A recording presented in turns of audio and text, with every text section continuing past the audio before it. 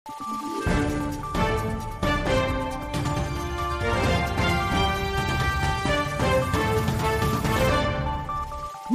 araw, Pilipinas! Ito ang Valiente News hatid sa inyo ng Office of the Vice President. Nakakaantig na mensahe ng pasasalamat ang ipinaabot ng mga kababayan natin mula sa Western Mindanao para kay Vice President Inday Sara Duterte. Narito si Jera Gomez para sa karagdagang detalye. Libo-libong Pilipino na ang natulungan ng programang Medical and Burial Assistance ng OVP sa buong bansa noong 2024. Kabilang narito ang mahigit 14,000 na mga individual mula sa Western Mindanao. Narito naman ang mensahe ng mga taga Zamboanga City para kay Vice President Inday Sara Duterte at sa buong tanggapan ng pangalawang Pangulo.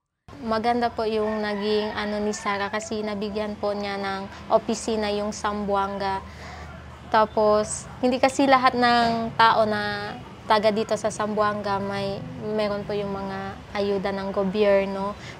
Pero pasalamat ko na rin kasi may Office of the Vice President tayo. Kung walang ayuda sa other government, pwede po kami lumapit kay VP.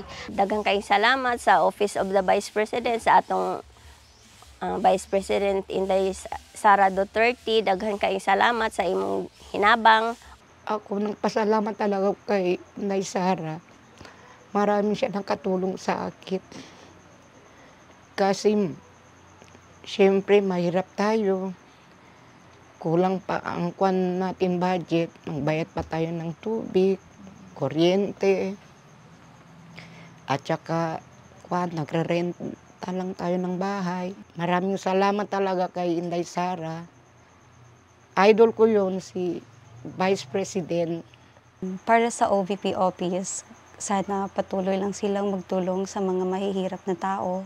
Nagpapasalamat din ako sa mga tao na nagtatrabaho sa loob ng opisina ng Vice Presidente kasi napakabait nila. Nagtutulong talaga sila. Wala tayong masabi sa mga taong o sa mga empleyado ng Office of the Vice President.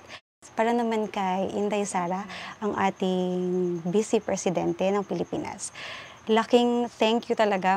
Maraming salamat talaga, VP Sara, kasi dahil sa iyo, maraming nakatulong na mahihirap, lalo na talaga sa amin. Kasi kami mahirap lang kami, kasi grabe yung mga tulong na binibigay niya para sa Pilipinas, para dito sa Zamboanga City. Proud kami na nagkaroon ng Inday Sara or Sara Duterte sa Pilipinas. Puno man ang hamon ng ating buhay, ngunit huwag nating kalimutang ito rin ay puno ng pag-asa, pagmamahal at pagkakataong magsimula muli. Kaya't sa mga benepisyaryo ng Medical Assistance Program ng OVP, hangad po namin ang tuluyan ninyong paggaling. Mula rito sa Zamboanga City, ako po si Jera Gomez. Lahat para sa Diyos, bayan at pamilyang Pilipino. Valiente News! Abangan ang iba pang mga balita dito lamang sa Valiente News.